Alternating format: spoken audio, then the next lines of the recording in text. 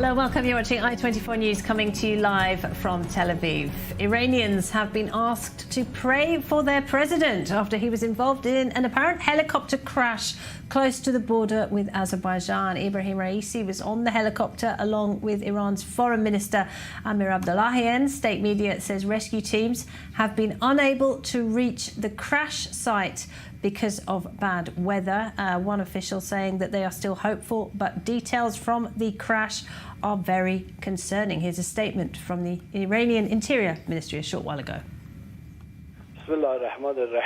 In the name of God, after the opening of the Koda Afaran Dam and the Kizkalasi Dam in the presence of the president, on the return journey, the president and others accompanying him were coming back in several helicopters. One of the helicopters was forced to make a rough landing due to bad weather conditions and fog in the area. Now, various rescue teams are moving into the area. But in view of the fog and the bad weather conditions, it will take time to get to the location of the helicopter. Things are under control and rescue teams are doing their work. We hope it will be done as soon as possible.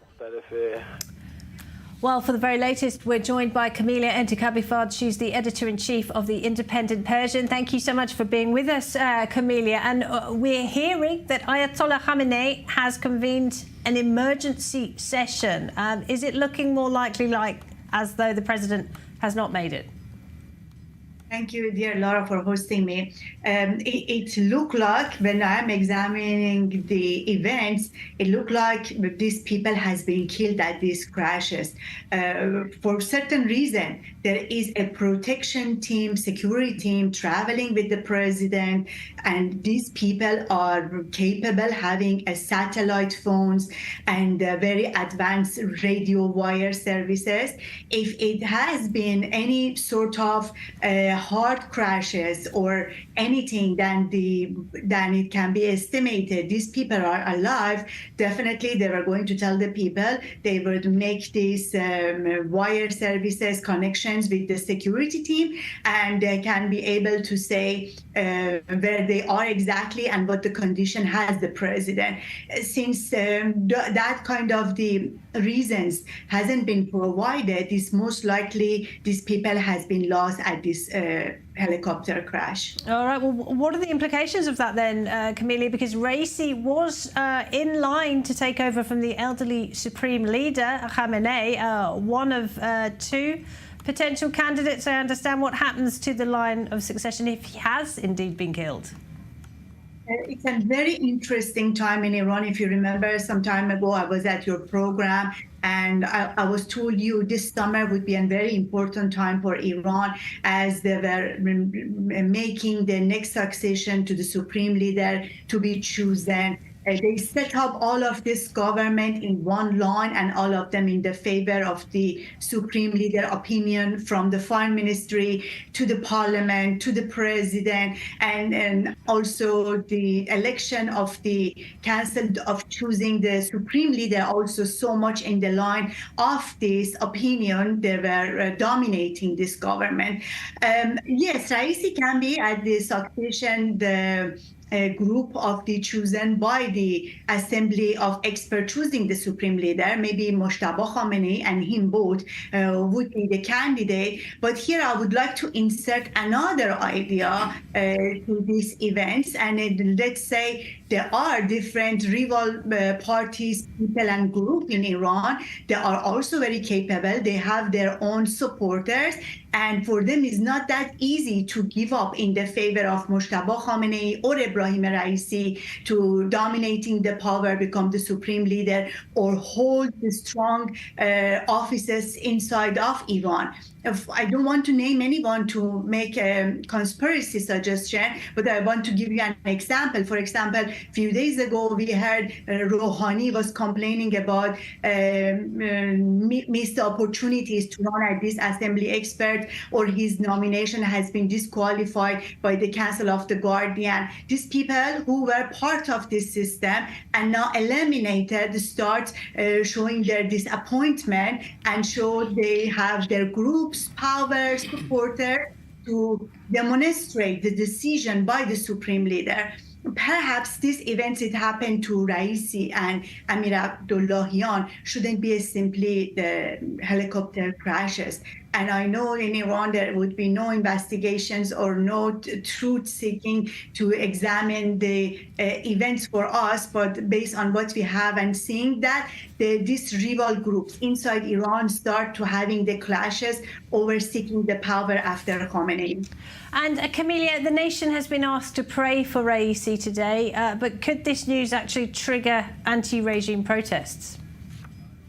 I don't think so. Usually they were holding such a news to be released step by step, little by little. I remember very well when Khomeini passed away, they takes like a couple of days to tell the public about these prayer sessions, saying he is not in a good condition, so and so has been inserted to the public to make their opinion ready for that. And then now they are making all the necessary preparation, such as the Revolutionary Guards and such as the military services, and everything to prevent the public protest. Maybe late in the evening or early in the morning, they want to announce the news to have all those precaution measures has been examined in advance before having the news released. Camelia Entekabifad, thank you very much indeed. Well, with me in the studio this hour, Eric Mandel is the founder and director of the Middle East Political Information Network and the senior editor for security at the Jerusalem Report. Welcome, Eric. Thank you for joining us. And from Manama tonight in Bahrain, Abdullah Al-Junaid is a Bahraini columnist and geopolitical analyst. Great to see you, Abdullah. Thank you for joining us as well. So, Eric, details still coming in. Nothing is 100% concerned, but they are saying that they are very worried that the president and the foreign minister have been killed in this crash on the way back from Azerbaijan. Just talk us through how you see the consequences, the potential consequences of this. I think the consequences are very real. We have an ailing supreme leader. The succession was going to be hotly contested. It was between Khamenei's son and Raisi, the president, who was supposedly close with Khamenei. Whether avoiding any conspiratorial theories, this changes the playing field. And it is in the middle of America having helped Israel stop an Iranian attack on Israel. There's Americans working with the Saudis. There are so many moving parts going on here that no matter what, even if this was purely an accident, this changes the Middle East. And how it will change, my country needs to be aware that it needs to manage it and to be calm and not to overreact to it, because there's a war going on in Israel, which is a lot of conflict going on. Our Jake Sullivan is here now. So the bottom line here is he was near Azerbaijan. Azerbaijan was an Israeli ally, and so that brings up some questions. And the IRGC is going to want to have its candidate as the next supreme leader, because that to be in control. Could this have anything to do with it? I don't know. Doesn't matter if he has passed away and the foreign minister, we should also say, was supposedly killed. Then that will change everything here. And I think we'll be having lots of conversations about the consequences of this. Okay, let's bring in Abdullah. So, Abdullah, a few tears will be shed in the Arab Gulf states over the death of President Raisi, if it is confirmed. What is the reaction where you are? In this way, it's not going to be just in this part of the region, but worldwide. I think nobody going to be shedding tears for the loss of this, thug who executed more than 83,000 Iranians. Now, I agree with your guest. Definitely, there are a lot of ifs and there are a lot of moving parts. So we need to be patient, not to overread the situation, but of course, what's the prominent thing is going to be the power vacuum and the struggle between faction for the ascendance to the Ayatollah position. And he is, candidate to leave this world and join somewhere else, hopefully very soon. Thanks, Abdallah. Eric, you talked about the reaction from the United States and that they should be cautious. Of course, the Biden administration has been chasing after this government to try and get them to come back to the JCPOA, the Iran nuclear deal. What kind of reaction do you expect from the Biden administration? Before this happened, the Americans were having indirect talks with the Iranians in Oman. And I remember this is not the first time. Supposedly, this was to tell the Iranians to be, more in control of Hezbollah. There will be consequences. The Americans are perceived by the Iranians, as best as I understand it, to be more of a paper tiger, that there's not a credible military threat, whether for the nuclear program or for attacking our own soldiers there. It's been relatively minimal. What just has happened will change things. Nobody knows. But again, going back to the JCPOA, it was a very bad deal before. Iran has, not only when they came back, they asked for many more demands. But the truth of the matter is, they have, within weeks, the ability to have 90% enriched uranium. They already have the missiles to deliver them. One is sitting in Israel, if that was shot down, but if they put them on multiple warheads. The only thing they don't have is the compartmentalization, the weaponization. They could either develop that over the next 6 to 12 or 18 months, or they can import it from North Korea. So, having a nuclear Iran with a new supreme leader in a short time is a very destabilizing effect, and that will push the Saudis, again, many of the moving parts, to move even quicker to have a deal with the United States for a defense pact. Okay, Abdallah, do you agree with that? And do you think that there's a risk that if it is destabilized by this, Iran might become increasingly belligerent in its behavior in the region? Well, I will agree with Eric to some extent, but I wouldn't imagine that China may sanction the transfer of that particular technology to Iran, nor Russia would be happy to have Iran nuclear capable. At the present time, yes, we may see a lot of, let's say, instability within Iran, especially if it's going to be something like the early stages of the revolution, where everybody just going to go after the other until we found things stabilized in the hand of Khamenei. Now, the succession is a worry. The absence of Raisi and Abdel Hayyan at the same time is definitely coming at the aftermath of losing Soleimani and the axing of Admiral Ali Shamkhani. Shamkhani and Qasem Soleimani were the pillars that were at least making sure that things go smoothly internally and externally. But the absence of both at the same time is definitely not going to make things very comfortable for a lot of people. And Eric, we don't want to go into the realm of conspiracy theories, but it is a fact that Raisi had a lot of enemies, both domestically and internationally. Do you think there's a risk that the regime might seek to blame Israel for this and might use it as an excuse to attack Israel? It wouldn't be a surprise, but it could use one of its proxies and increase them, like Hezbollah, to deflect attention from what's going on there. So Israel is always a convenient scapegoat. Authoritarian regimes in this region have done that for a very long time. But again, and I agree that there's so much instability of what's going on that America needs to have a steady hand here. But the chance that this destabilizes what's going on in Israel from the north, and I was just in the north, and it is a very hot war there that can get much hotter. If Hezbollah is pushed by Iran. And remember, Iran basically controls Hezbollah, and it's over 200,000 missiles and UAVs and all the other things that they have.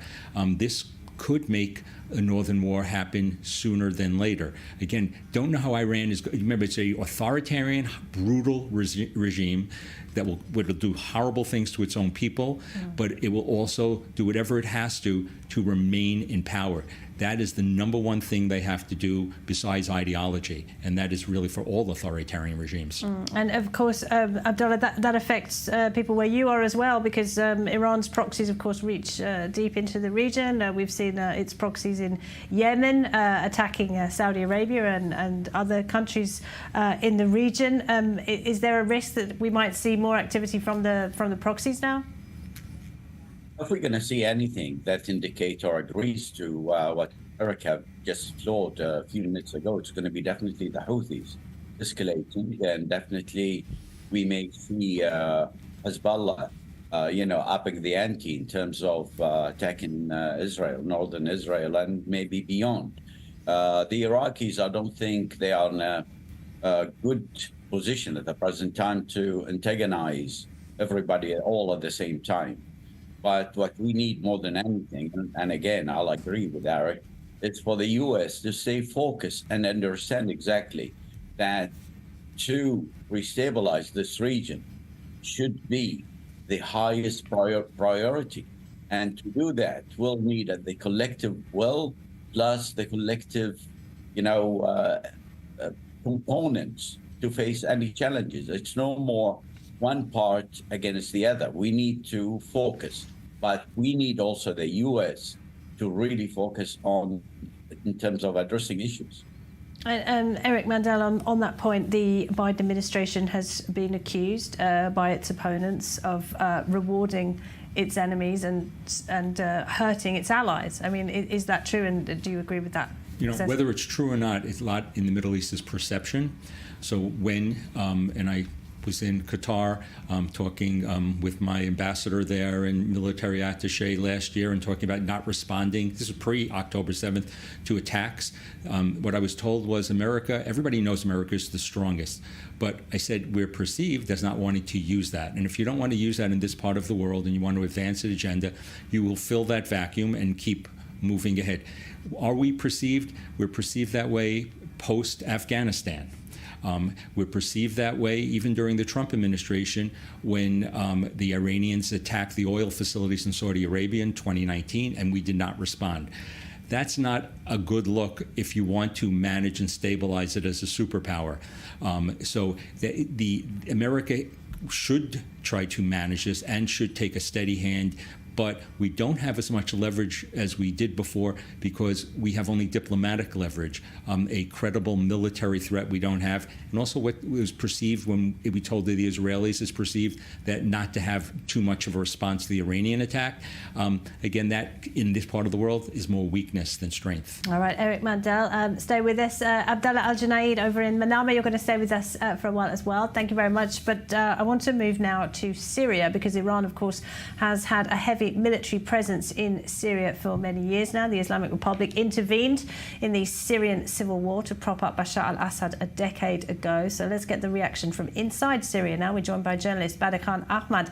And Badr, of course, as you well know, Iran has played a key role in the repression of the Syrian people under Assad.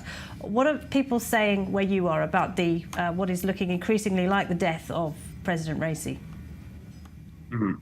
Well, that's right. Iran played a big role inside Syria since 2011 in the civil war inside Syria. Till now, there are no any opinions coming from the society in Syria. But as we know that Syria signed the Arab League of Summit declaration in Bahrain, supporting that the UAE sovereignly overthrew the spotted islands with Iran. Iranian media labeled this signing like a step in the bag and strongly criticized Syrian President Bashar al-Assad, accusing him of ignoring historical facts.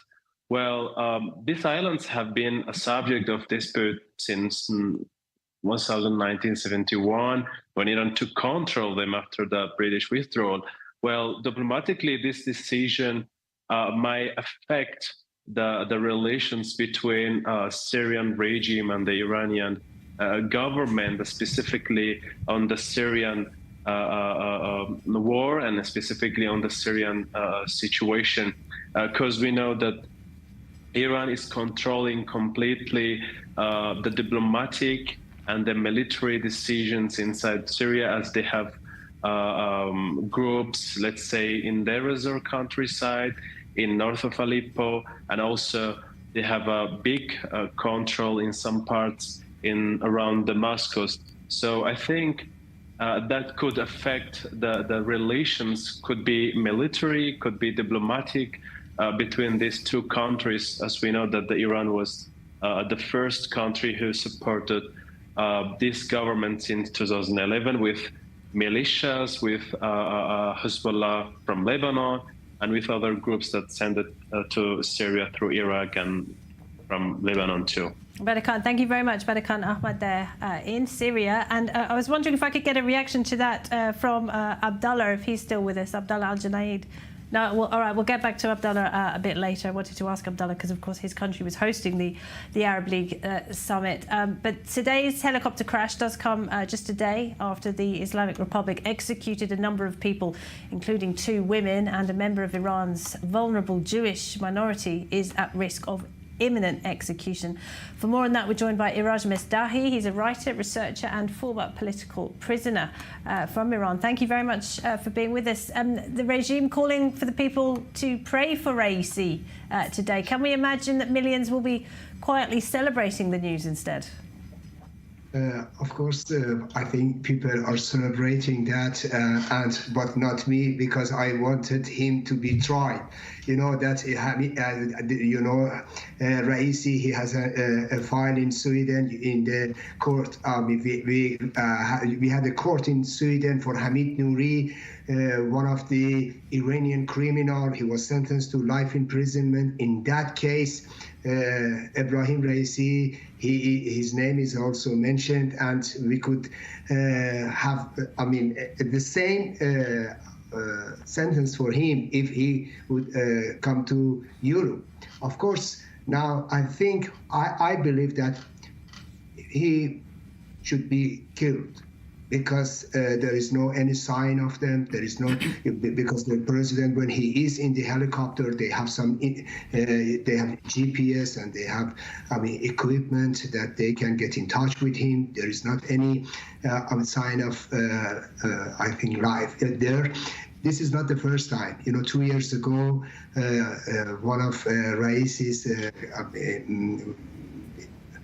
minister of sport, a member of his cabinet, also in a crash, helicopter crashed. He was injured. Some of the people that they were with him in the same delegation, they were killed. But it shows that how the management of Iranian regime and how did they work. And what impact do you think this will have on the popular uprising against the regime? Do you think it might trigger more protests? I don't think that the news, when it comes out, the people are coming to the street and we will have the uprising. The uprising in Iran, nobody can say that how or when it will come out. But the Iranian regime, they are living in crisis, and anytime we can have the uprising. But I don't think in this situation we will have a uprising. I think because the Iranian regime are controlling everywhere, controlling anything, and the movement of people, and also they control the gathering of people here and there. Therefore, it's not easy to have a gathering or see the uprising in Iran. But of course, it will have. It has some effect on Iranian regime, and also they will have some crisis. They should have new election, and I think it's not easy for them.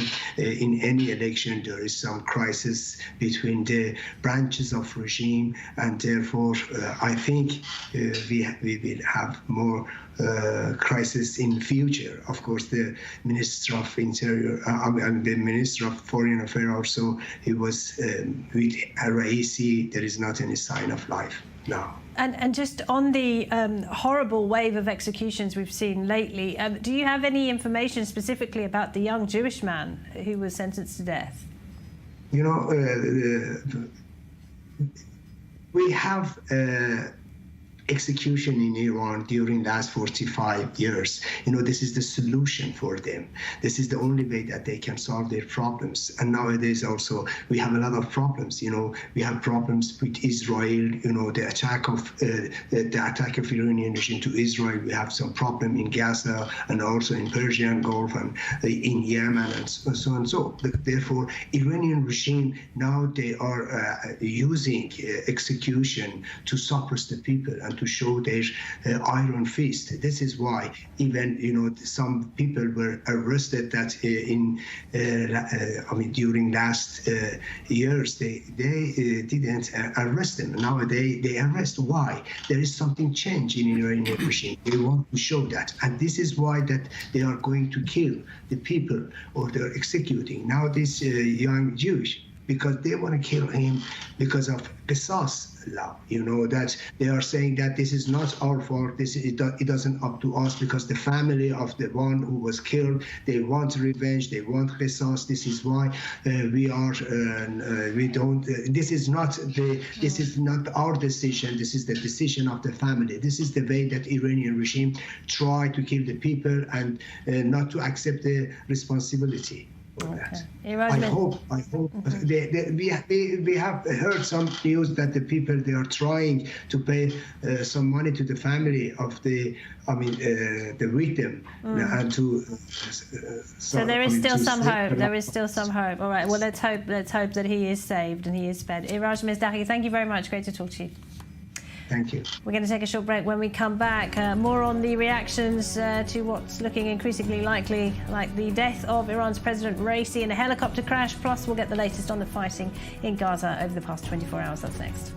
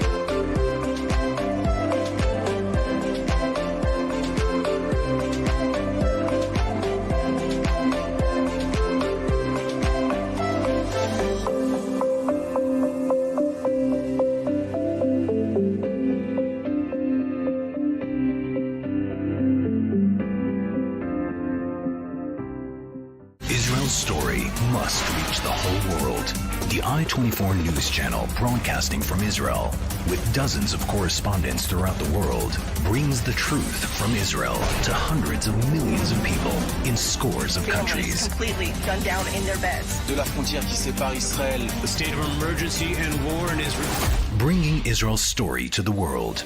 I-24 News Channels. Now on Hot.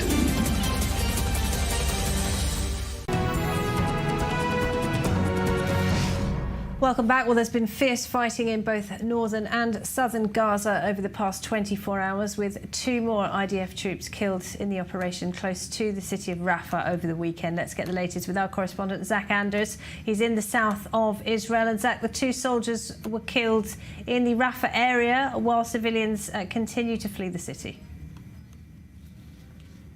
That's right, Laura, and the IDF has announced the name of the soldier who has died in combat. 24-year-old Major Gal Shabbat is one of the 2 listed as being killed in these operations in and around Rafah, where we continue to see heavy fighting engagement on the ground. IDF forces not confirmed, but does appear to be moving westward of the Salah al-Din road, which runs from the Rafah crossing all the way north through the Gaza Strip. Why that's significant is we've been watching the movement of not just the number of people who have left and evacuated, but trying to confirm where exactly things stand in that arena in the south with ground forces. It does appear that there's been a westward push along the Philadelphia corridor, securing much more of that territory. But whether or not the IDF is actually maintaining these areas is the question. And there's still about 3 or 4 miles to go until the coastline. So Rafah, as it runs along that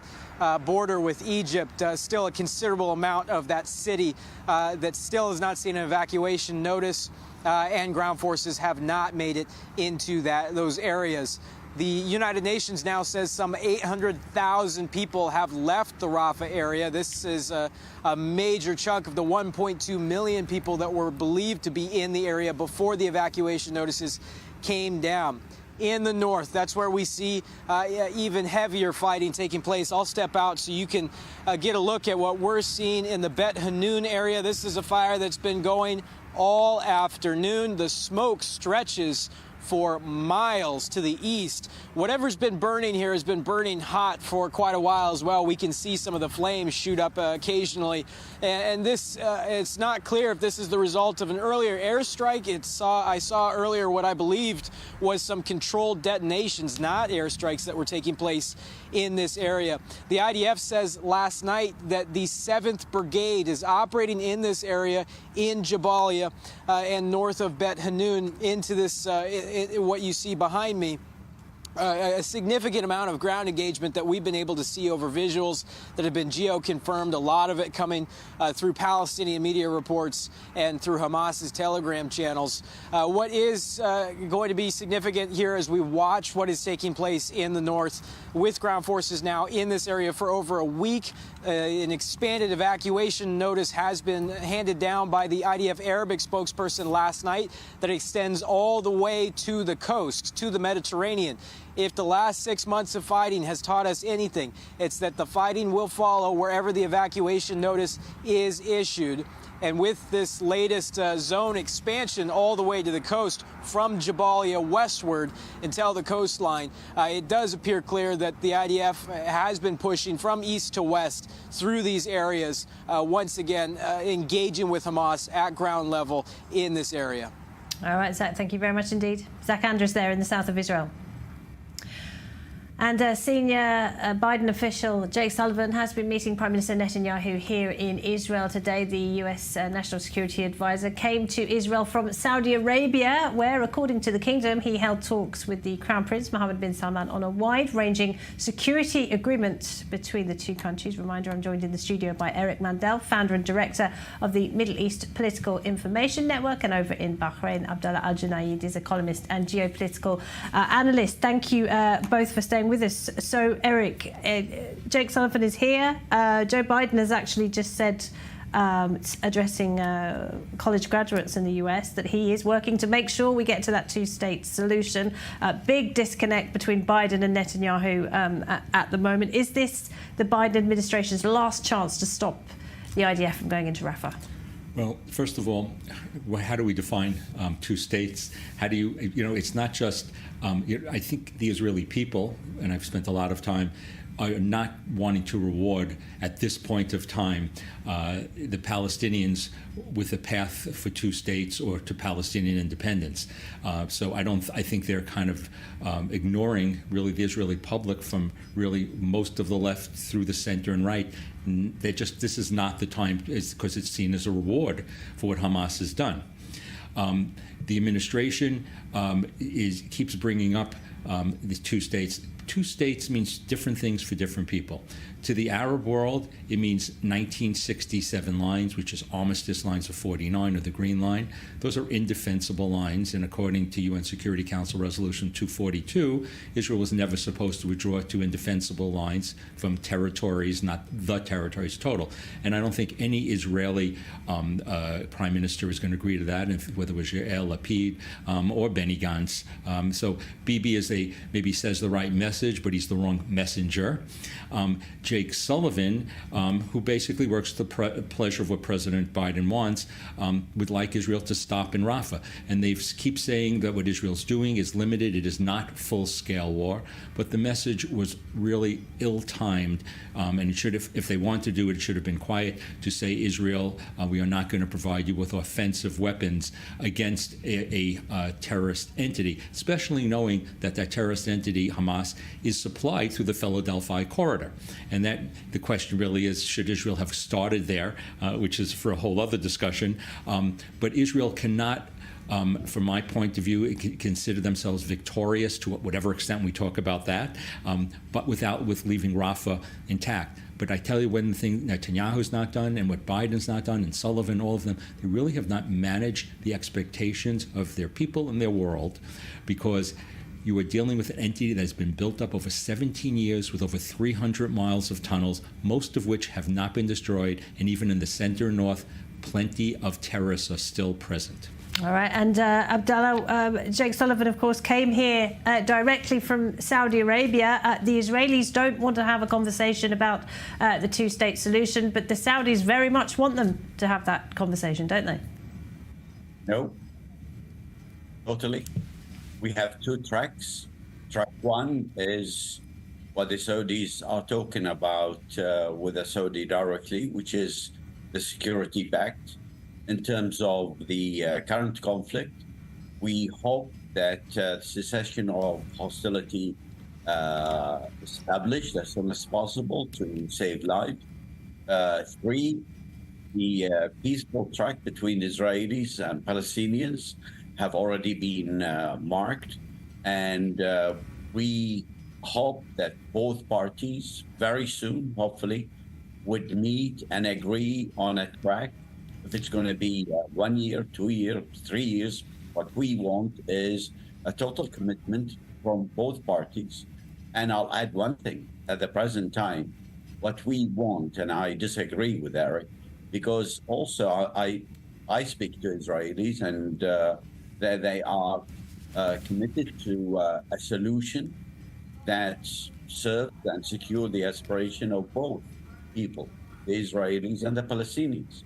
So what we need to do is, it's not a matter of rewarding Hamas or rewarding anybody. This conflict started by Hamas, and Hamas doesn't represent the broader, Palestinian will or opinion from and what need to be done. So we need to take a step back and evaluate the situation very carefully. Eric, do you want to answer? Yeah, unfortunately, the polls of Palestinians, both of Gaza and of the West Bank, overwhelmingly have supported October 7th to this day. I wish it was different. Yes, most Israelis want to have peace, but your options are Hamas. That's not a good option. And the other choice is the Palestinian Authority, which is hated by its people for its corruption, and they would not be able to effectively control Gaza. So you're really in a very difficult bind over there. But is it time for Prime Minister Netanyahu to talk about what he does want in Gaza the day after? The answer is yes. And I think it's not just the Americans. Look what happened with your defense minister and Benny Gantz have spoken, giving deadlines that they would, one of them, Benny has given deadline that he would leave.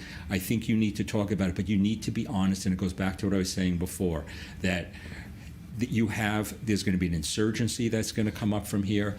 Who's going to do the civilian control? Israel's going to need for a long time to be able to go into Gaza to deal with the mortars that are going to come out and hit the envelope communities, similar to what goes on in Judea and Samaria. Somebody needs to sort of talk the truth and not just kick this down the road.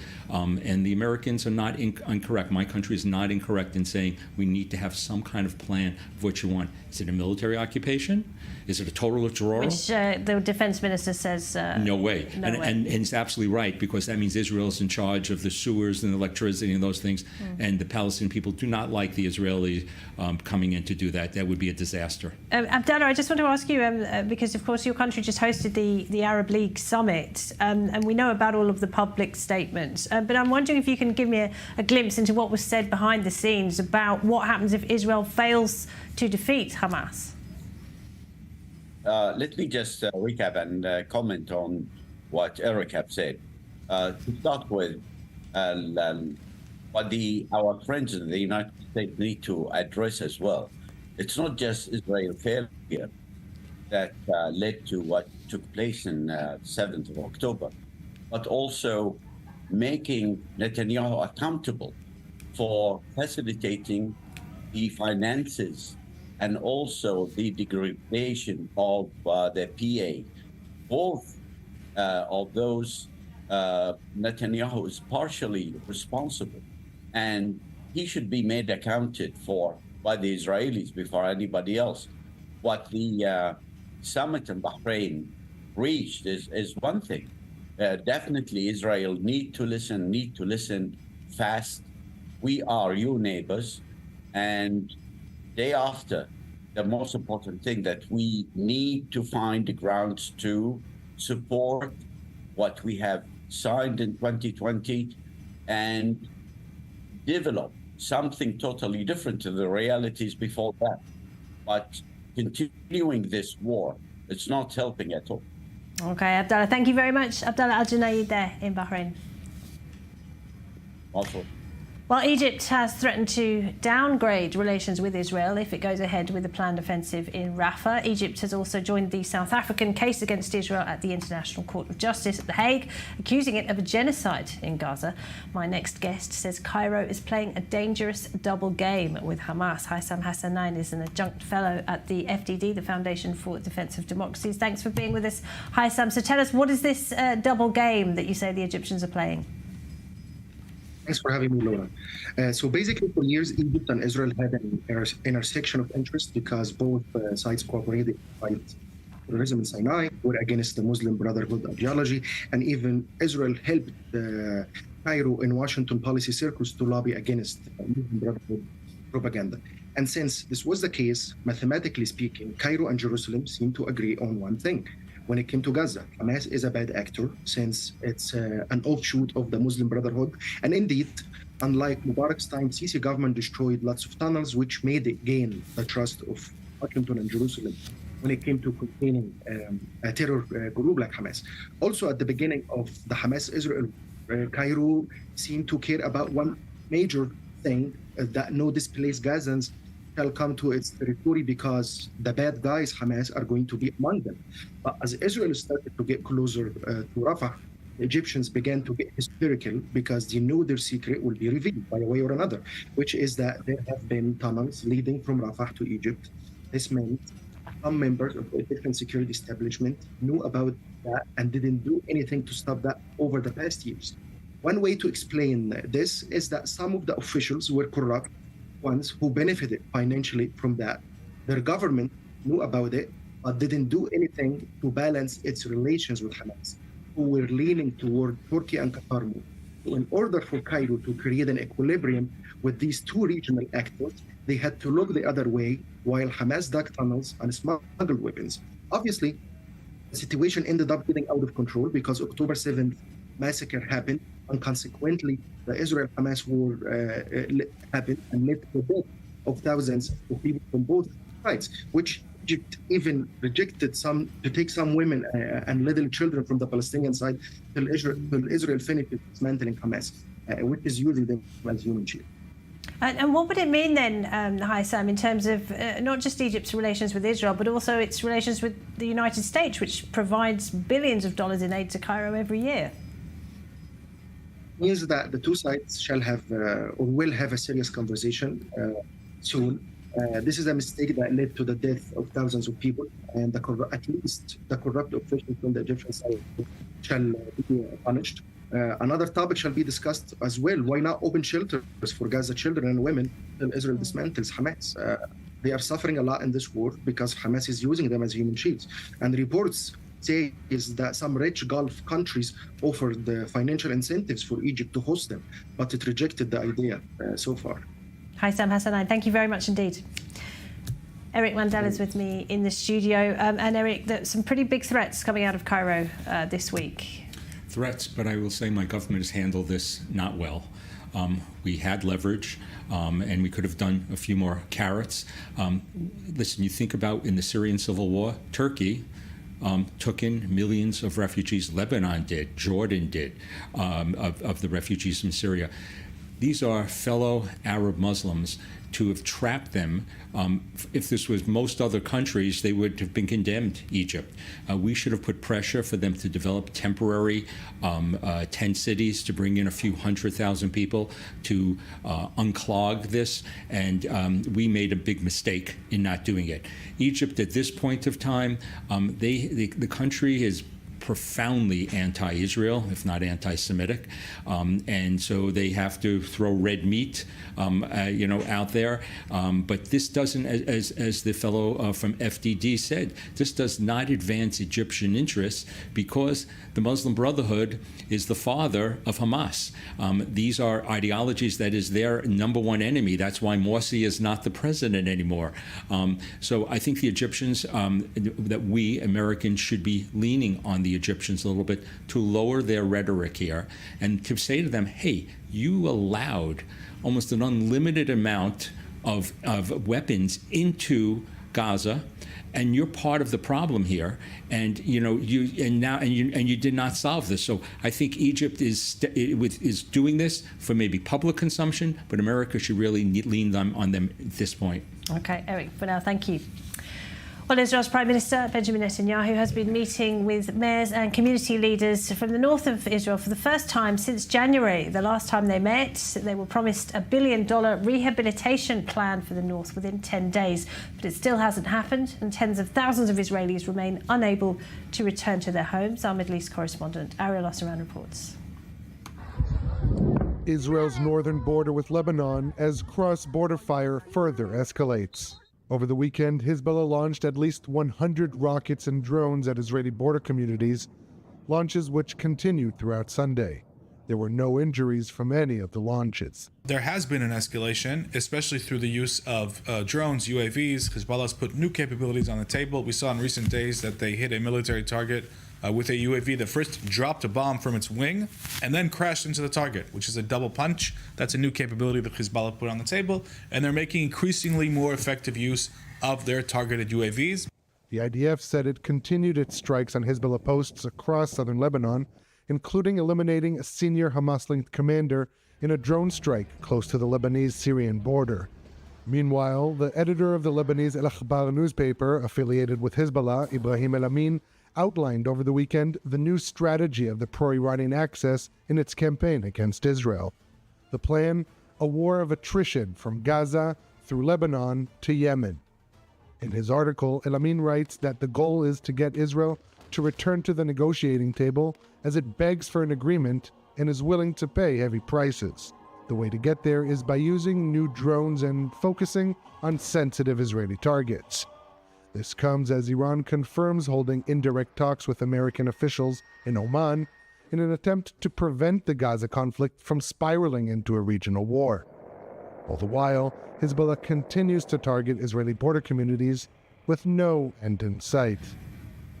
And Eric Mandel, you've been yourself to see the devastation in the north, homes being destroyed daily, citizens unable to return to their homes, and the country is actually physically smaller as a result of that. Yet the message from the Biden administration is the same: de-escalate. Don't go to war. Right. Well, again, this is the Iranian Northern Front. So this is Hezbollah tactically can act as much as Iran wants it to. So let's just realize where the decision makers are here. Which goes back to what we said in the beginning. Now you have some destabilization in Iran. How will that play out in the north? The north, I've been in the north for over many months, going up there, seeing the activity that's going on, use anti-tank missiles that have been advanced that Israel has no defense against, targeting civilians, a war crime. You cannot have the buffer of a democratic country on your side of the border. The people have been away going into 8 months at this point of time. There needs to be some answer. I believe back in October, when there was serious consideration that Israel was thinking of going in to Hezbollah, that was an opportunity, that the Biden administration moved the second carrier group in there to stop Israel, not to stop Hezbollah, or to stop Iran from igniting Hezbollah. When you decelerate or decrease regional actors like this, it sometimes could lead to more chance of kinetic action. And I think that's what's happening at this point. But Israel supposedly has been waiting till Rafah is over, waiting to this, waiting to that. But it's sooner or later, it's not if, it's when, Israel's going to need to do something. Diplomatically, what they've tried to do is they want to have the UN Security Council resolution of Hezbollah and its Radwan forces north of the Litani River. That's not going to happen. Israel supposedly agreed, and I can confirm this, to have the Radwan move only 10 kilometers north.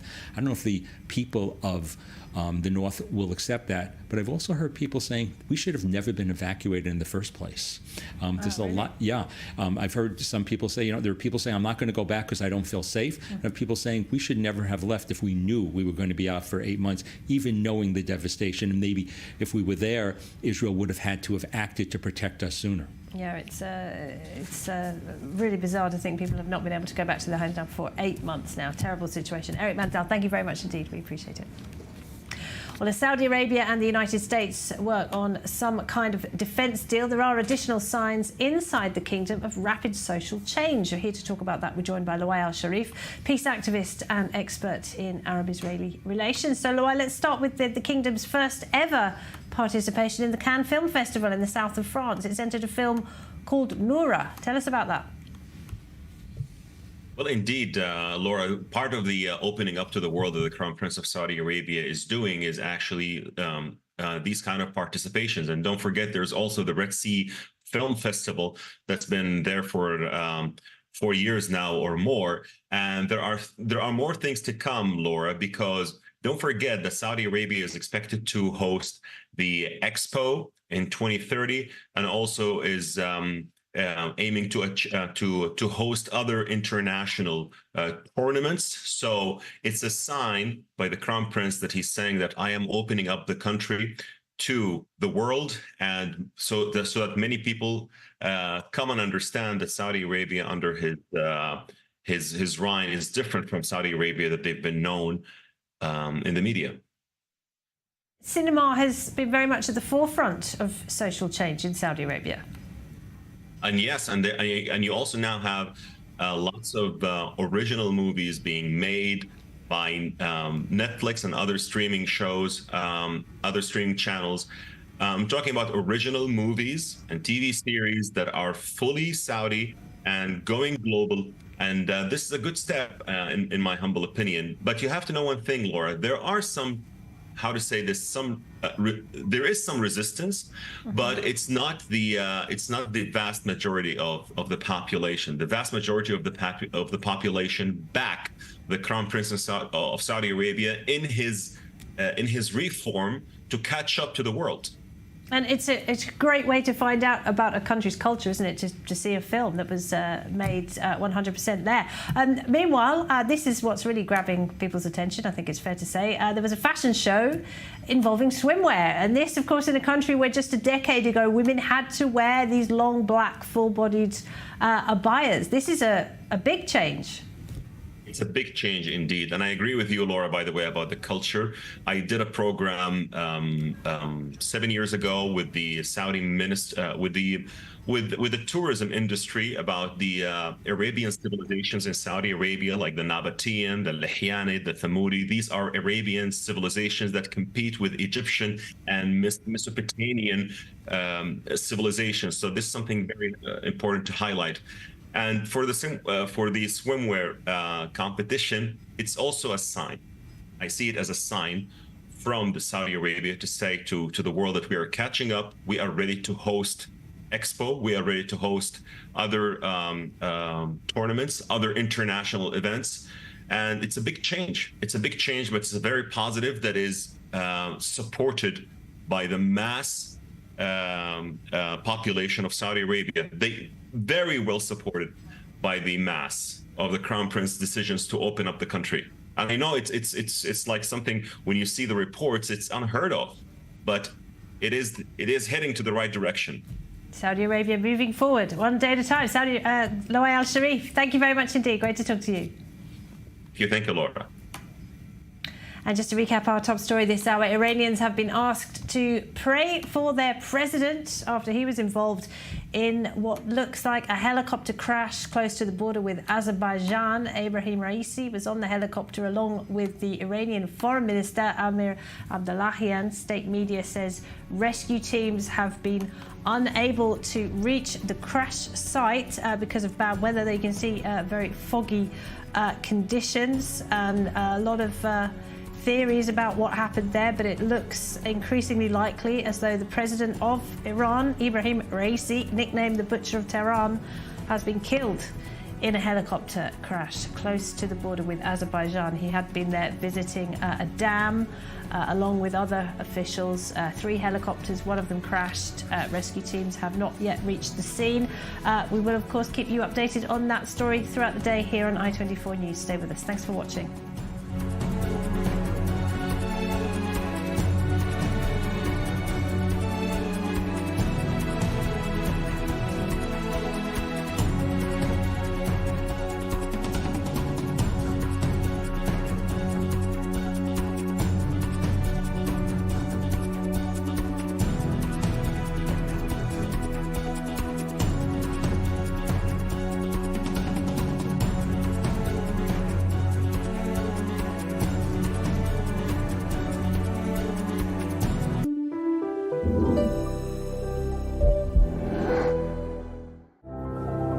Tel Aviv is ranked the happiest city in the world and the best place to own a home. For 3 generations, the Ben Shalom family has built boutique apartment buildings in the most desirable locations. From restoration in historical locales to homes along Park HaYarkon, Ben Shalom is a one-stop shop from start to finish and friends for life.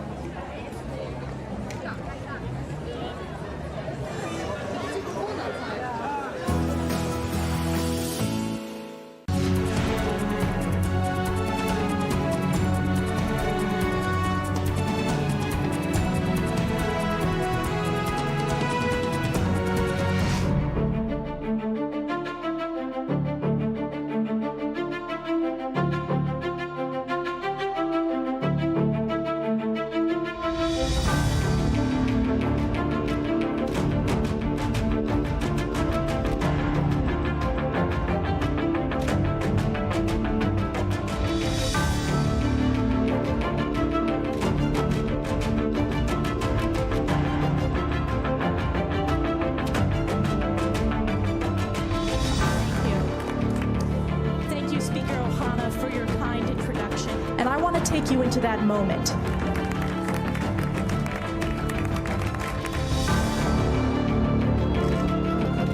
Today, we have a game about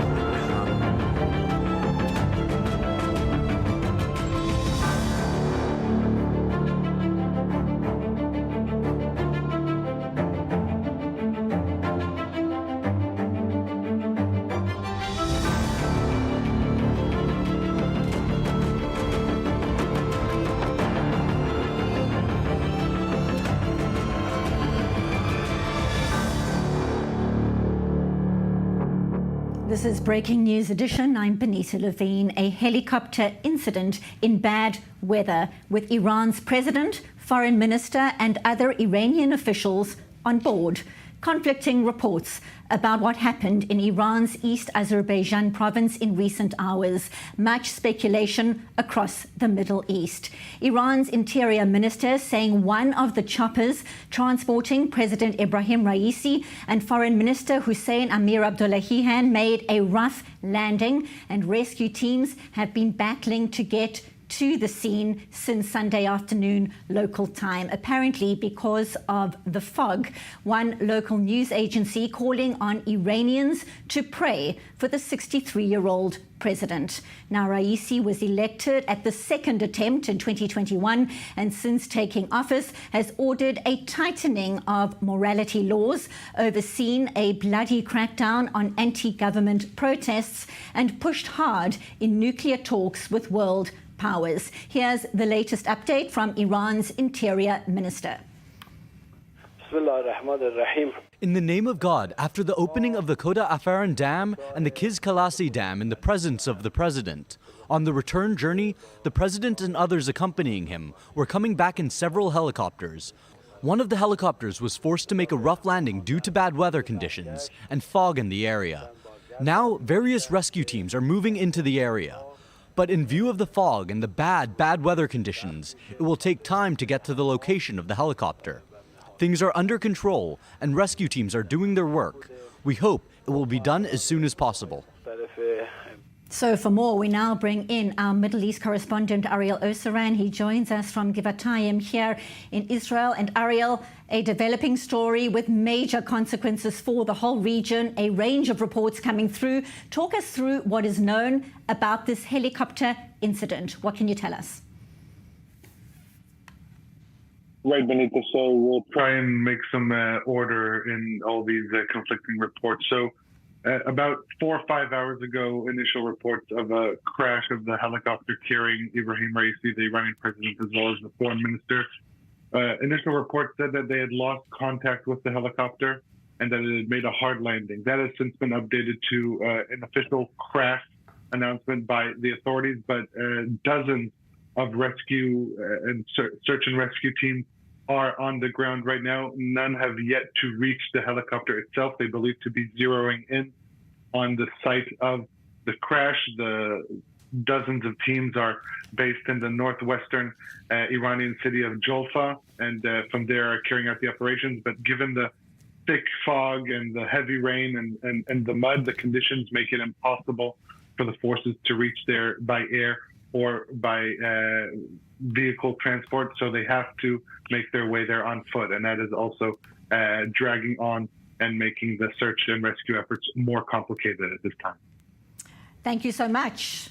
The whole Middle East is certainly watching for the latest updates. That's our Middle East correspondent, Ariel Osaran. And so now we welcome in studio Avi Paznera, former Israeli ambassador to France and Italy and the former world chairman of Keren Hayesod United Israel Appeal, and Lieutenant Colonel in the Reserves, Doron Avital, former commander in the Special Forces in the IDF. And we will be unpacking all the latest developments with our panel. Stay with us, gentlemen, because first we want to check in with Benem Ben Talablu. He's a senior fellow at the Foundation for the Defense of Democracies. He joins us live from Washington. And Benem, what a moment. All eyes in the Middle East on this helicopter crash. President Ibrahim Raisi on board, as is the foreign minister and others. The supreme leader holding an emergency session. Your thoughts, your insights right now? Pleasure to be with you. Yes, there's lots of breaking news and rolling coverage based on Raisi's crash-landed helicopter in Iran's East Azerbaijan province. The most important takeaway is, if indeed the president is reported or indeed confirmed dead, would be that the pool, which was already very narrow, of individuals inside the Islamic Republic to succeed Iran's current octogenarian 85-year-old president Ali Khamenei has narrowed significantly. While there is no public shortlist, many experts and analysts assess that Khamenei's son, Mojtaba Khamenei, Iran's current president, Raisi, who you are covering currently, as well as a potential few other clerics, might have been in the running to replace Khamenei. So with Raisi, who has been someone that Washington has been talking about ad nauseum since his election in 2021, and if not a little bit earlier, in his position at the head of the judiciary, and even before that, as the head of a major parastatal religious organization, that pool has significantly narrowed. And Benem, as we are talking to you, we are hearing about a hostile aircraft, sirens sounding across the northern front here. Talk us through the implications not only for Iran itself and the Iranian people, but of course, how you see this all potentially impacting the war and Iranian proxies. Well, I can't comment about the hostile aircraft. I'd love to hear more about that, whether it's an allegation, whether it was a UAV, whether it was a manned aircraft with potentially from a foreign source. But all of this aside, unfortunately, the government of the Islamic Republic feels like it's gotten basically a free pass in the post-October 7 Middle East. It's particularly why you've seen the boom and bust cycle of violence from the government of the Islamic Republic itself, from its proxies, as well as Iran's availability to push away from the table, as there have been political tensions introduced between Washington and Jerusalem over the direction of the Israel-Hamas war, which is now, as you know, about in month 7. So the Islamic Republic had, before this news, a revolutionary and revisionist foreign policy. It will continue to have, whether this passing of Raisi is confirmed or not, or rejected or not, the same revisionist, projectionist, anti-American, and anti-Israel foreign policy in the region. What matters most is actually that succession struggle that I talked about, and the Iranian people. If you look only on social media right now, you see how felicitatious much of the Iranian population actually is. And this is because since 2017, the population has used every single opportunity, economic, social, political, religious, any crisis, to highlight for the world the difference between the society and the state that rules over them. And in terms of that hostile aircraft, just an update, those were red alert sirens indicating some kind of activity across the northern front. Unfortunately, this happens with increasing regularity. It's something people across that front, close to that border, are getting more and more used to, of course, those that haven't been evacuated. I want to just pick up a little bit more about Ibrahim Raisi and his views on the West, certainly very well known in this part of the world, especially when it comes to Israel and Jews across the world. Your thoughts, your insights on that? As you know, most unfortunately, Ibrahim Raisi is someone who has failed upwards in his career. At age 29, he had significant blood on his hands, basically helping Iran's religious leaders clear Tehran's prisons at the end of the Iran-Iraq war by signing off on mass execution orders. This has been someone, whether he was at the judiciary or at the presidency, who has helped keep Iran on a revolutionary trajectory at home and on this rejectionist, anti-America and anti-Israel trajectory abroad. Admittedly, the role of president is nowhere as powerful as a title which is meant to be taken rather literally, which is the supreme leadership, nor as the institution of the Islamic Revolutionary Guard Corps, which is the one adjudicating this multi-front war against Israel that you see now in the region for over 225, 226 days. But make no mistake, Raisi was a believer. He was someone who was promoted throughout the system, not because of his competence, but because of his zeal in precisely this anti-American and anti-Israel rejectionist narrative that the government of the Islamic Republic has been cultivating. Again, the whole Middle East is watching to see how this all unfolds. We appreciate your insights. Ben Teleblu, Senior Fellow at the Foundation for the Defense of Democracies in DC. Thank you as always. Thank you. And now, as details continue to emerge about this helicopter crash, let's take a closer look at this profile of Iranian President Ibrahim Raisi. Born in 1960, Ibrahim Raisi went from being a young cleric to the Islamic Republic's leader in 2021 and has been close to Supreme Leader Ayatollah Ali Khamenei. Raisi started his career in the judiciary, moving up quickly. In the 1980s, he was involved in the controversial mass executions of political prisoners, drawing international criticism. By 2019, he became the head of Iran's judiciary, leading anti-corruption efforts that gained him support. In 2021, Raisi ran for president, promising to defend Islamic values and help the poor. His win strengthened the conservative hold on power, although many voters were dissatisfied and the turnout was low. Internationally, Raisi has stood firm against the West and its demands, especially concerning Iran's nuclear program. He has pushed for lifting sanctions and building stronger relationships with countries like Russia and China. At home, Raisi has faced major challenges like a struggling economy and nationwide protests sparked by the death of Mahsa Amini while she was in custody of the country's morality police for allegedly wearing her hijab improperly. His government's tough response to the protests led to the death of hundreds and caused more division among Iranians, as well as increased international criticism. So for more, we turn now to our panel. And Avi Pasner, I'm going to start with you. Ibrahim Raisi, certainly well known in this part of the world. Confirmation it was, in fact, a crash, but no confirmation on exactly what has unfolded there. We will update you, of course, as details emerge. But your immediate response to this news? My immediate thought that I will not shed a tear over Raisi. He was one of the bad guys in Iran. You know that even in Iran, there are moderate and conservatives and extremists. And he was part of the extreme Islamic line. And he was called the Butcher of Tehran. This was his surname. And it's true that he was elected in 21 as president with a very low turnout, because all the Iranians knew that the game was sold. Okay, so they didn't bother to come to elect him. I don't think that he was loved in Iran, because he represents a very hard line. It is true that he was considered, or is considered, I don't want still to speak in the past, as one of the main contenders to replace Khamenei, meaning that the extremist line in Iran would continue. Now, assuming that he is not here, they will have to choose a successor. And it may very well be that we will see new elections in Iran, or that they will choose from the pool of leaders that they have already and name one of them president, interim president.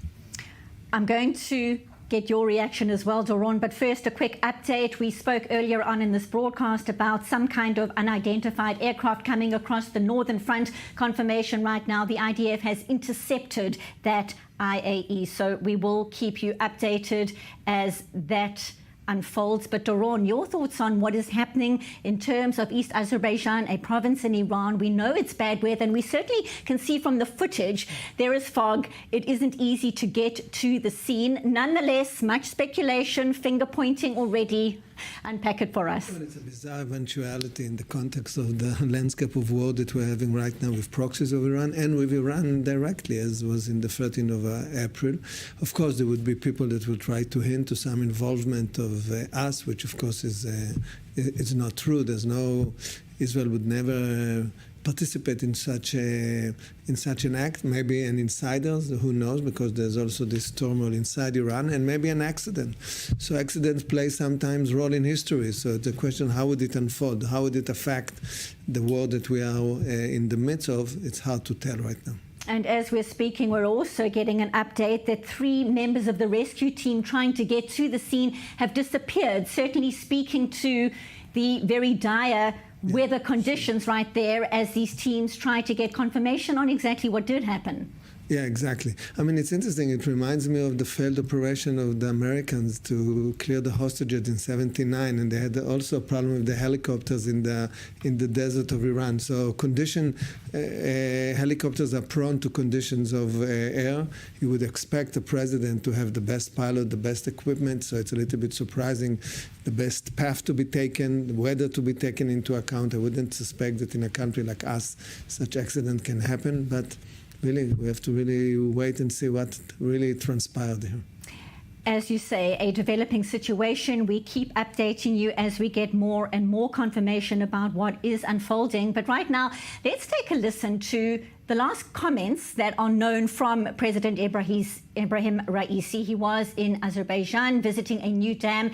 Let's take a listen to the last public comments he is known to have made before this crash in East Azerbaijan in Iran. This dam can provide very safe transit for goods, for passengers and tourists. Given how seriously the work is being carried out, I think it will take less time than originally estimated, which is almost 3 years in a very long time. This will be done so that people can use it. Again, those are the last known comments from President Ibrahim Raisi before this crash. Avi Pasner, your thoughts? You know, I think it is interesting that he's coming from Azerbaijan, who is a country friendly to Israel. And this is a very interesting point. And you know, Benita, already the social media is full of speculation about Israel having taken part in that accident.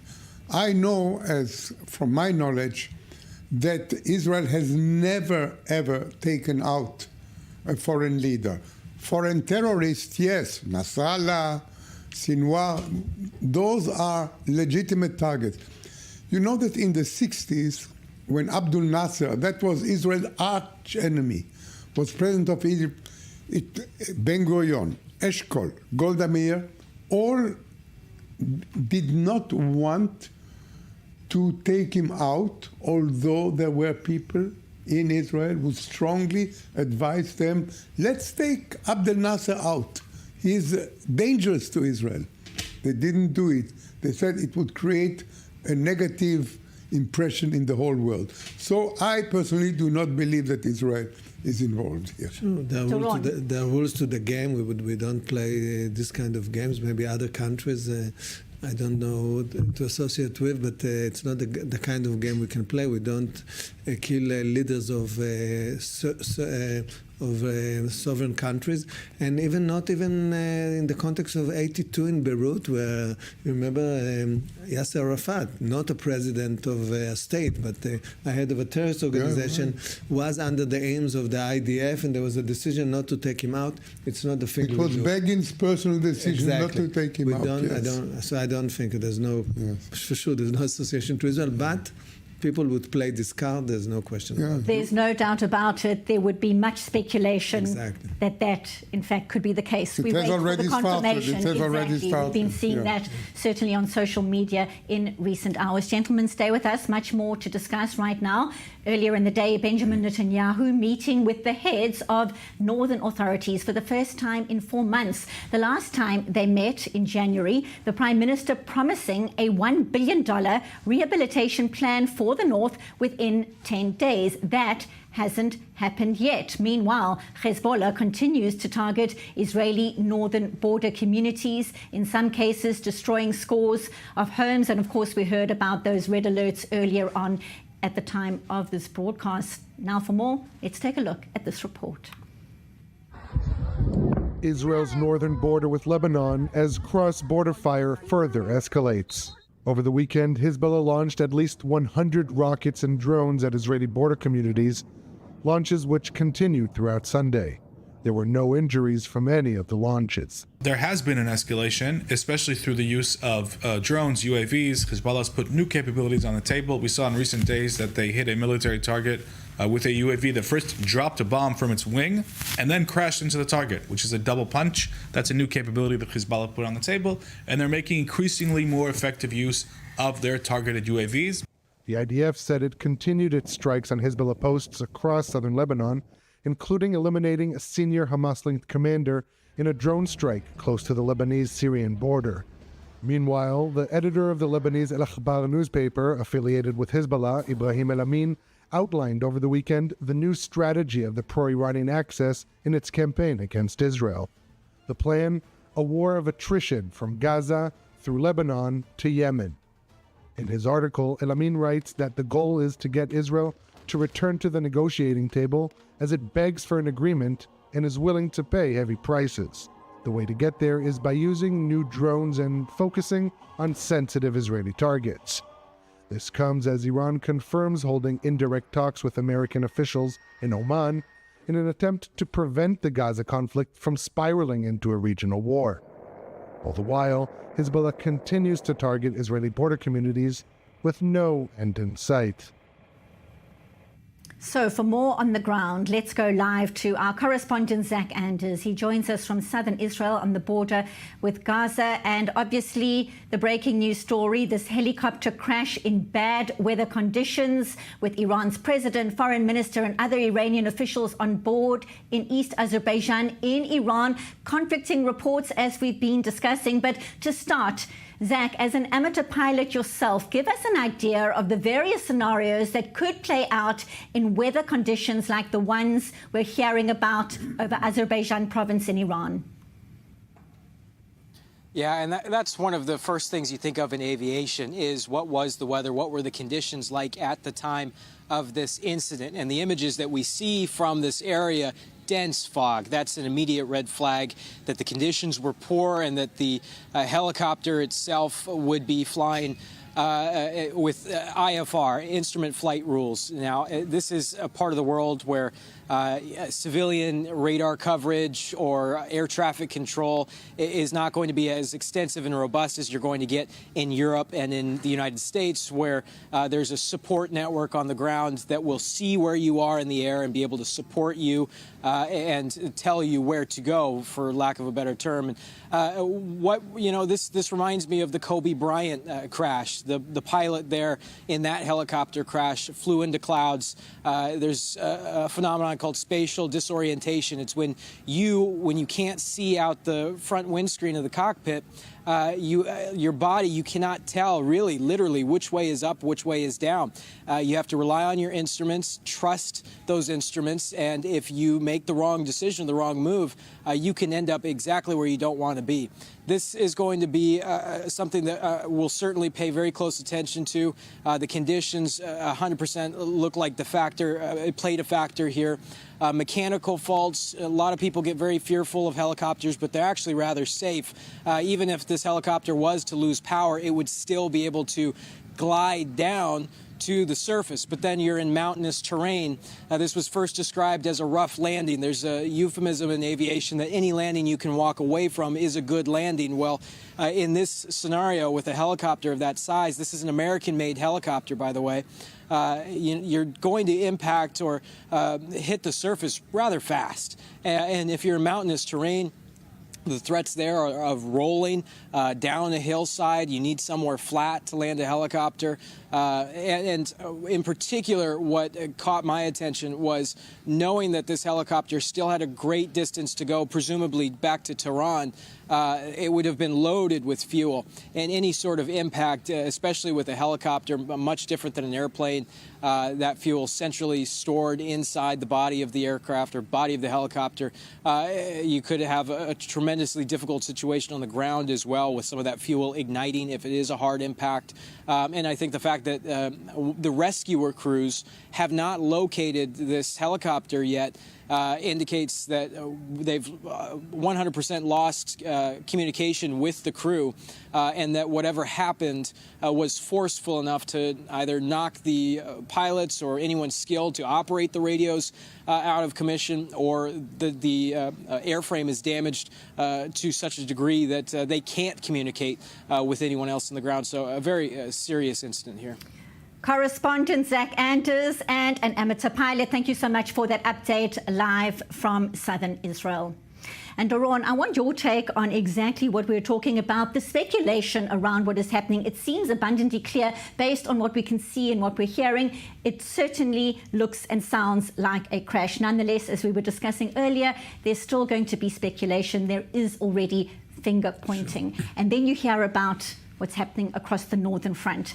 Your concerns about what this means for Hezbollah, for Hamas, for other proxies right now? I think the strategy of Iran and Hezbollah and the proxy is clear. As it was prescribed here, this is a war of attrition. They want to weaken us, and they think long term. They don't think about tomorrow.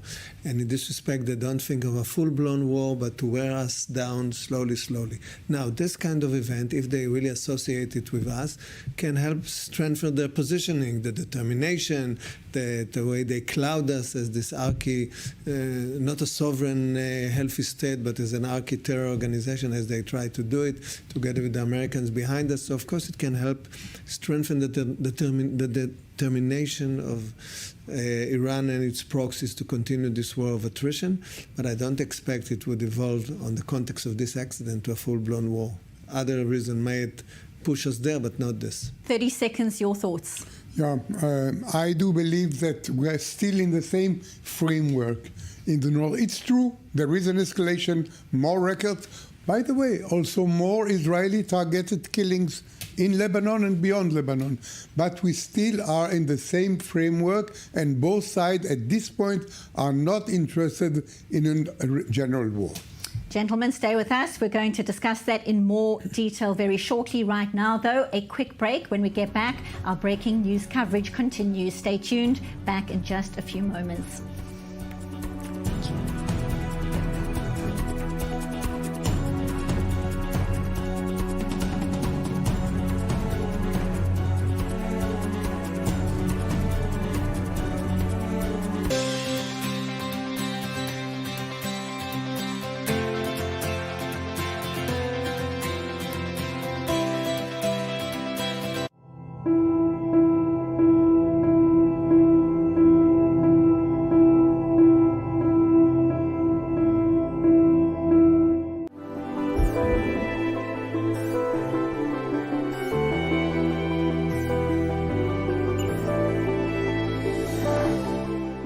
Dreamt of owning your own home in Israel? Welcome to Nadlan, where we explore Israel's most stunning real estate. From vibrant Tel Aviv to historic Jerusalem, our experts will guide you through the market and answer every one of your questions. So tune into Nadlan to find the perfect property and to make your dream a reality. Nadlan, your home in Israel. Only on I-24 News.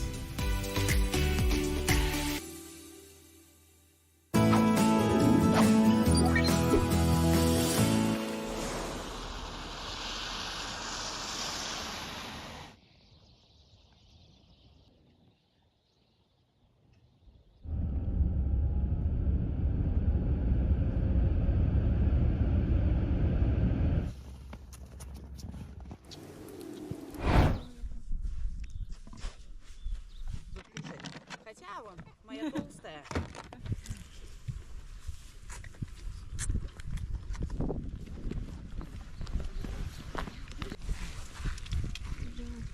Да.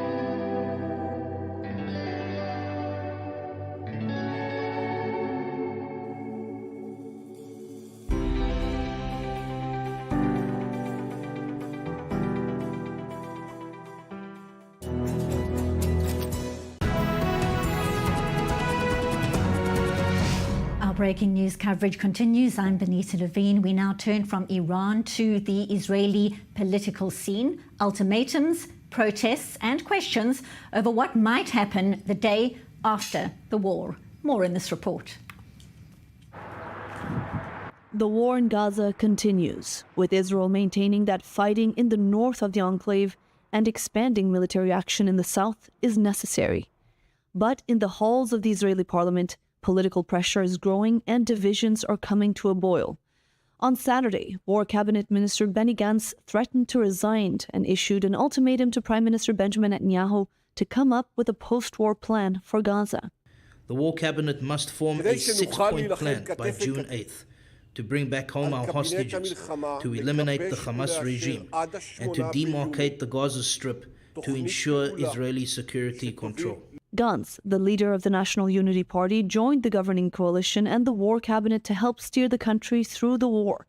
He listed 6 demands, including an end to Hamas's rule, a demilitarization of the Strip, and the establishment of an international administration to manage civilian affairs in Gaza. Gantz added that a small extremist minority has taken over the leadership of the Israeli government and was, quote, sailing the country towards the rocks.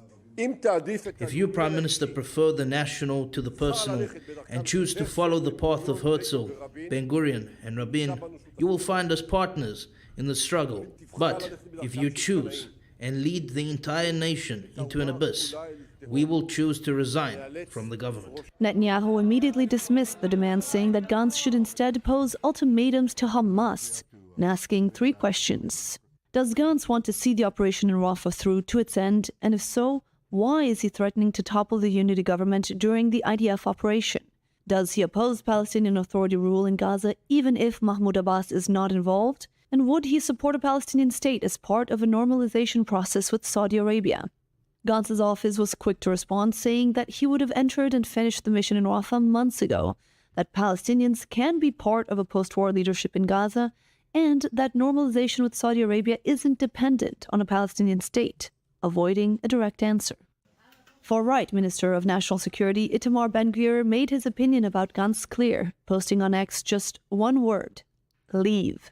Gantz's statement came days after Defense Minister Yoav Gallant appealed for Netanyahu to present a post-war plan for Gaza, and amid growing anti-government protests demanding new elections. Government is taking our country to places that I don't want to see my country go to, and I don't think that's where my parents and grandparents that helped build this country wanted to see this country going to. 7 months into the war, and it seems there's no end in sight, and hostilities aren't confined to the Gaza Strip. So now, for more reaction, we bring in Ariel Kahana, senior diplomatic correspondent from Israel Hayom. He joins us from Jerusalem. Good to see you, Ariel. But before we get to Benny Gantz and his demands, I have to start with the latest breaking news. Of course, these dramatic developments out of Iran, this helicopter crash in bad weather conditions, the Iranian president on board, the Iranian foreign minister on board, and others. What are you hearing? Talk us through the thoughts and implications. Hello, Benita, and thanks for having me. So I think if you go to the Israeli public or to Israeli social networks, you will see a lot of joy and happiness. I'm sorry to say, but those are the facts. By the way, a lot of jokes about this helicopter crash in Iran. And you know, Iran is the enemy of Israel. And once your enemy is suffering such a disaster, so people here are naturally happy. But when it comes to the substance of Israel and Iran ties, or actually hostilities, I would say that the president of Iran, probably not with us anymore, but he had a very tiny role when it comes to the war from Iran against Israel. Because the war directly from Iran against Israel, but also through Hezbollah and Hamas, is going through the ICRJC, if I'm saying it right, and not from the government that the president was operating. So, bottom line, I don't think it has a lot of significance when it comes to the tension between Iran and Israel. He will be placed sooner or later. Because what is relevant to Israel and Iran is a supreme leader, Ali Khamenei, which is actually the Hitler of our days. He is the one behind this huge movement against Israel all around the Middle East, and he's still there, and there is no question that the next president of Iran will be another Israel hater, just as Ali Khamenei, the supreme leader, wants. So. You know, some people in Iran are probably sad for the accident, but when it comes to Israel interests, I don't think there is so much difference. Well, we know major meetings are underway in Tehran right now. We wait for official confirmation about exactly what happened. But let's turn now to the developing political scenarios unfolding here in Israel. Benny Gantz issuing this ultimatum to Benjamin Netanyahu, demanding that the Prime Minister commit to a vision for the day after the war, including who might rule the territory after Hamas is defeated. Your thoughts on this call by the War Cabinet member and the timing? So it looks like, Benita, it looks like it's a question of a very short time until Benny Gantz will leave the government, unless we have some unexpected developments. But yesterday, what he has actually done was opening the way for himself to leave the government after a few weeks of some weakness in the polls. Now, of course, he's saying he has, substance motivations about the day after and so on. And Netanyahu replied what he replied, as was shown in the report. It's for the people to judge who from both sides is right. What I can tell you is that from Netanyahu's point of view, he doesn't care anymore if Benny Gantz will leave the government. Netanyahu feels much stronger than he was after the war, after the war broke out. I mean, on October 7, he feels much better now politically. His numbers in the polls becoming better. So unless we will have some significant development, maybe a new, much more serious front in the north, for example, it looks like Benny Gantz and Gadi Eisenkot as well and their party will leave the government, and Netanyahu will handle with the 64 he already has, or maybe he will try to join Gideon Sa'ar and maybe others, I don't know. But from Netanyahu's point of view, it's okay to keep going with the original coalition he had from since he won the elections a year and a half ago. And when one adds in the US pressure to secure some kind of a plan for the day after, what kind of impact is that happening? We know about the big meetings earlier on in the day with Jake Sullivan. What can you tell us? So first of all, talking about the day after, the administration wants, Palestinian force and other international forces to govern Gaza.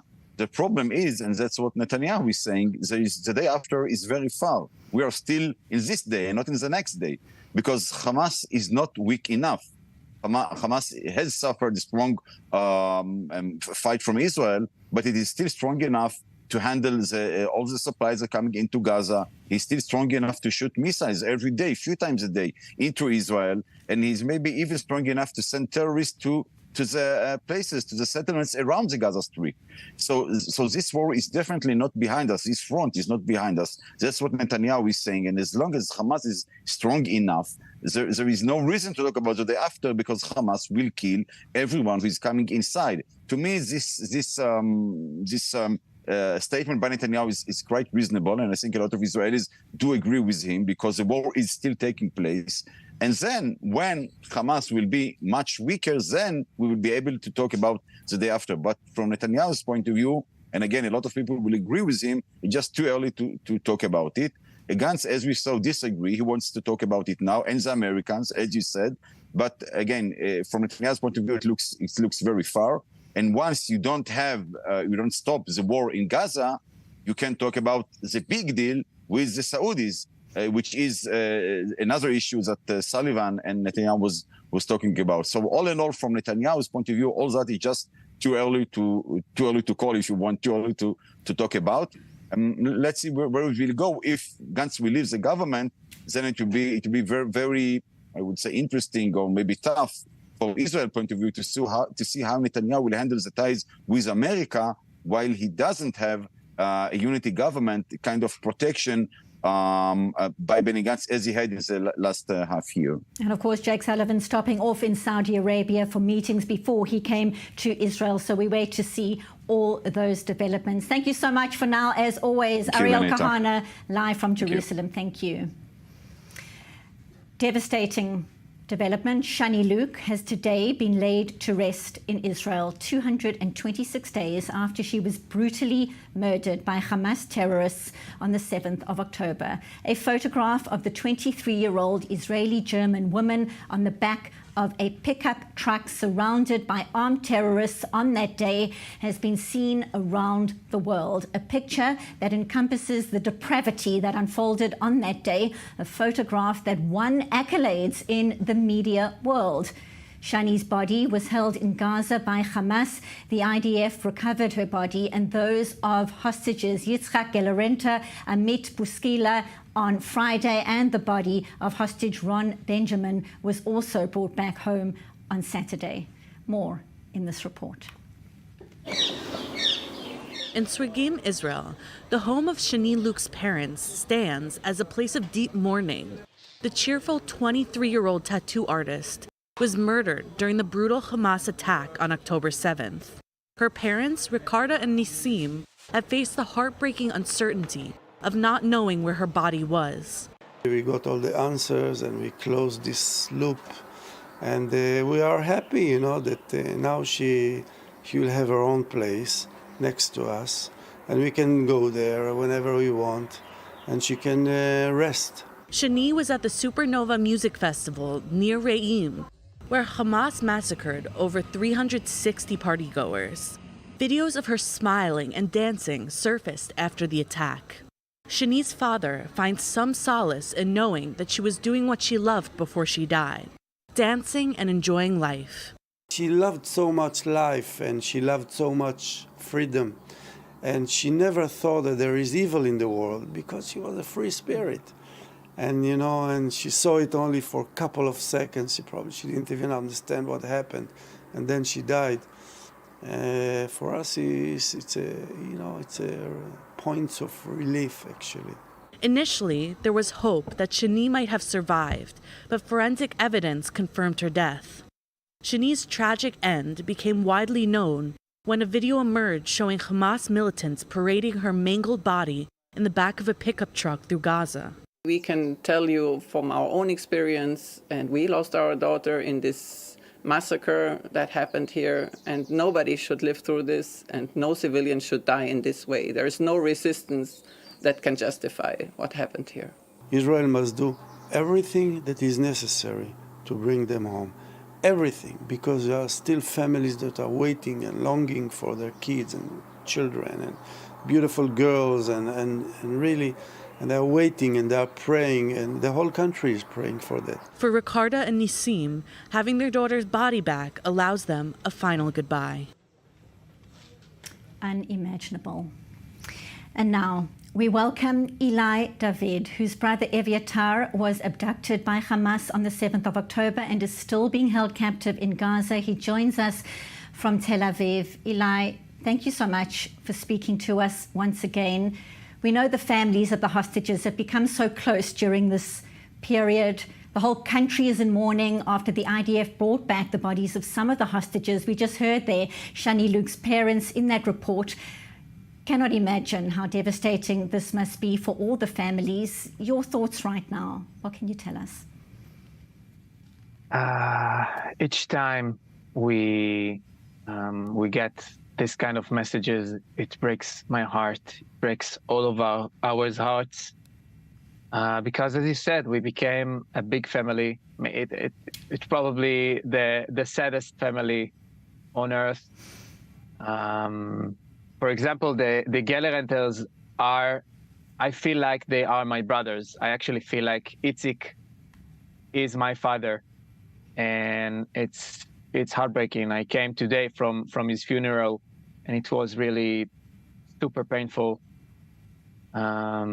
Each time it happens, it breaks my heart. They didn't knew, actually, for more than 220 days, they didn't knew what was going on with their father. They didn't know that he was murdered. Actually, they still had the belief that he's alive and he will come back.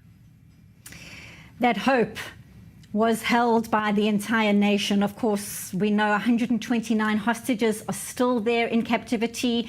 And again, the nation is hoping. Again, Hamas has no proof of life.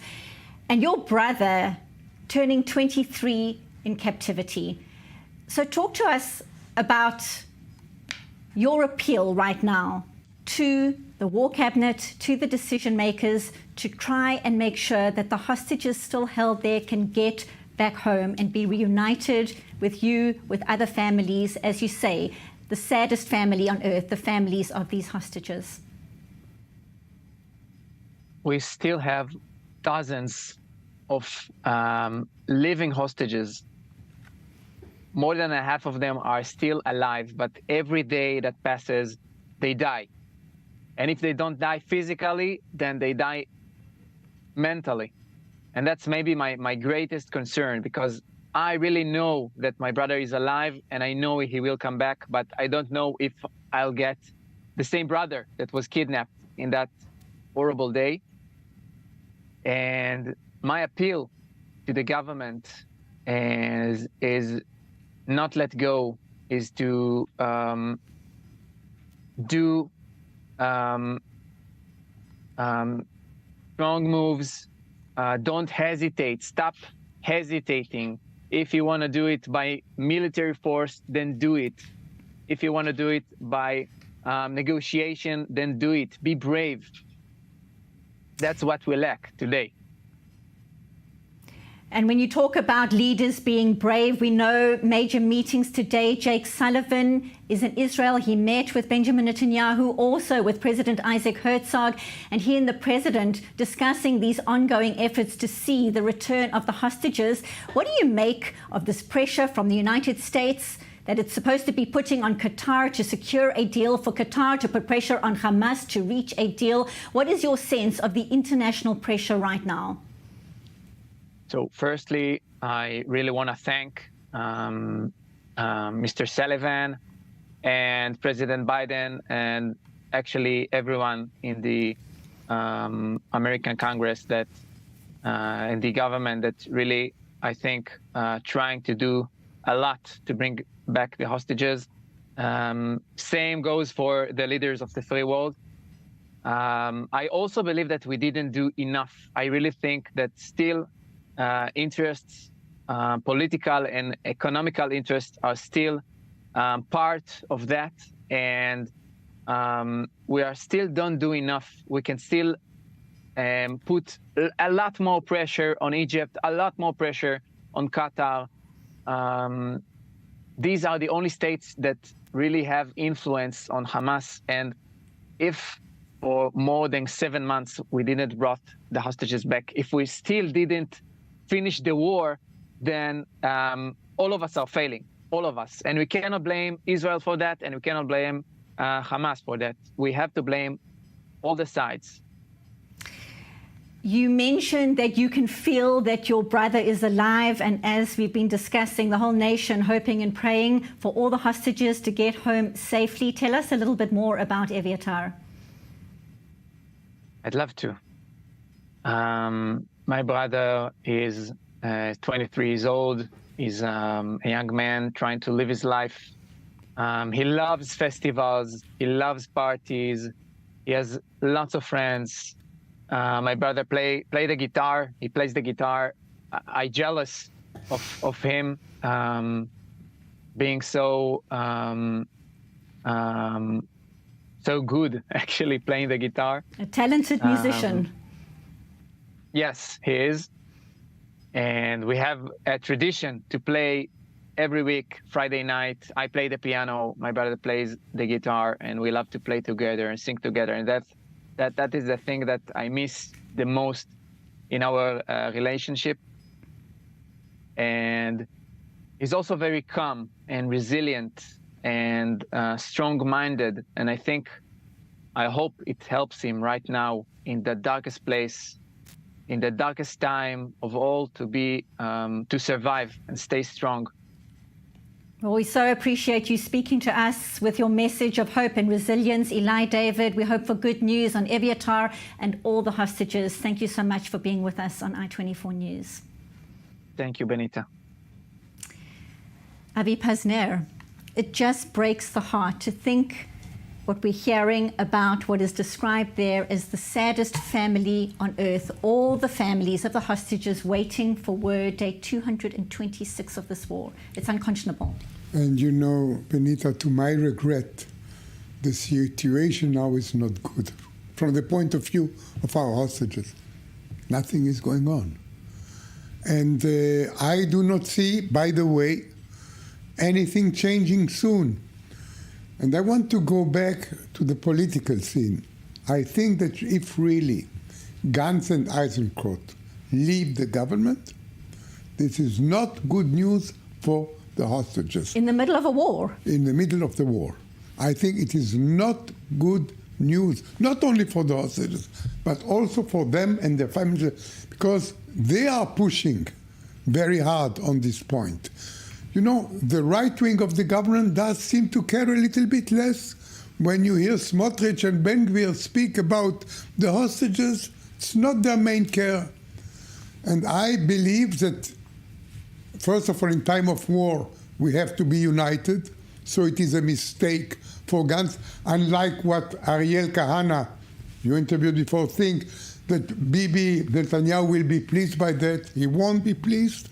I think he wants to have a white government in a time of war, and it is not a good move, I think, to have only a government representing the right wing of the Israeli society. And Doron, your thoughts on exactly that? I think we need in the war cabinet seasoned leaders that knows what the landscape of war is, and Benny Gantz and Eisenkot are such, and Gallant are such. But there's no question that there's tension between them and Netanyahu, and the tension is not only with Gantz and Eisenkot, it's also between Gallant and Netanyahu. So I'm really worried about not having the right hands on the helm of this country in these times of war. And I'm not sure I would put the blame on Benny Gantz and Eisenkot.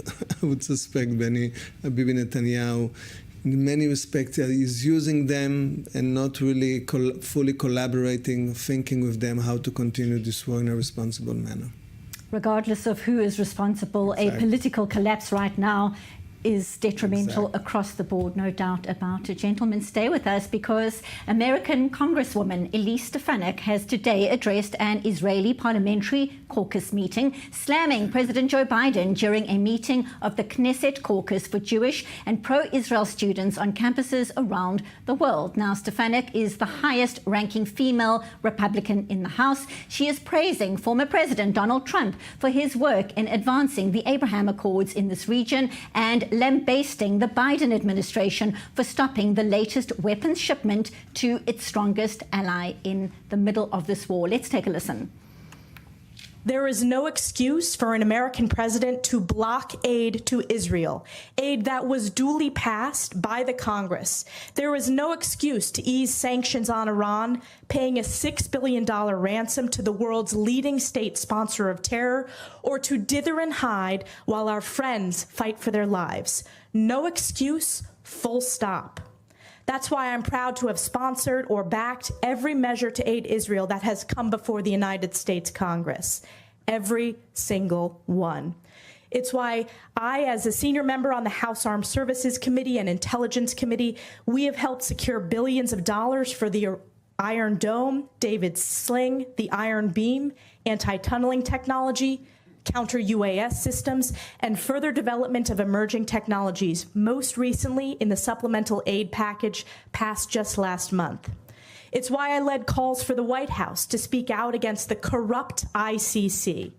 And it's why for years I have been a leading proponent and partner to President Trump in his historic support for Israeli independence and security, including moving the U.S. Embassy to its rightful place in Jerusalem. Strong words there by American Congresswoman Elise Stefanik. Avi Pazner, your takeaways? I like her. I mean, and you know that she's one of the candidates to be vice president of the United States. They are talking about her running with Trump. She's very pro-Israeli. By the way, Benita, she made history in Congress when she was asking those presidents of university if they are against anti-Semitism. We remember her well from those diabolical hearings, of course. And they said it depends on the context. And this was the beginning of the trouble on the campuses in the United States, where you see this eruption of anti-Israel, anti-Semitic feeling that she tried to stop. And she is great, and I hope that she will go further in American political life. She's made some controversial comments, of course, about January 6th, Doron. Exactly. I think we shouldn't forget that Biden is pro-Israeli. Let's put the facts on the table, and I think Israel should not play American politics. We shouldn't play Democrats against Republicans. We have a relationship with the U.S. in this context. We have to be respectful. The U.S. is part of our coalition, and let's try to work together.